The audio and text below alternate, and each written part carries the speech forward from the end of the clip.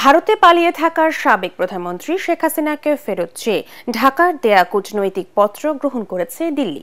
এ তথ্য নিশ্চিত করেছেন ভারতের পররাষ্ট্র মন্ত্রণালয়ের মুখপাত্র রণধীর জয়সওয়াল।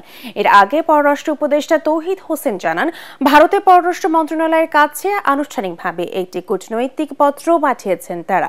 স্বরাষ্ট্র উপদেষ্টা জাহাঙ্গীর আলম চৌধুরী বলেছেন, বন্দি বিনিময় চুক্তি অনুযায়ী শেখ হাসিনাকে ভারত থেকে দেশে ফিরিয়ে আনার ব্যবস্থা করা হবে। ইমদাদুল্লাহ বাবু রিপোর্ট। ছাত্র জনতার গণ অভ্যুত্থানে গত 5 আগস্ট পতন হয় 15 বছর ধরে ক্ষমতা কুক্ষিগত করে রাখা আওয়ামী লীগ সরকারের। জনরোষে গণভবন ছেড়ে সেদিন ভারতে পালাতে বাধ্য হন তৎকালীন প্রধানমন্ত্রী শেখ হাসিনা।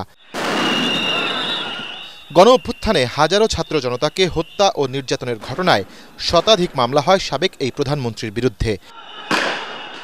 বিভিন্ন মহলে দাবি ওঠে তাকে দেশে ফিরিয়ে বিচারের মুখোমুখি করার। সবশেষ আন্তর্জাতিক অপরাধ ট্রাইব্যুনালে শেখ হাসিনার বিরুদ্ধে গণহত্যার অভিযোগ আসার পর ইন্টারপোলে রেড নোটিশ জারির আবেদন করা হলে এই দাবি আরও জোরালো হয়। এরপর এ বিষয়ে তৎপর হয়ে ওঠে অন্তর্বর্তী সরকার।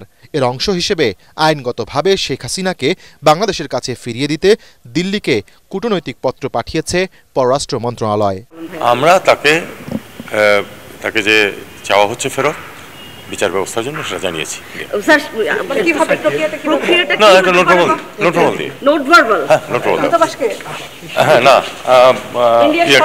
ভারত সরকারকে।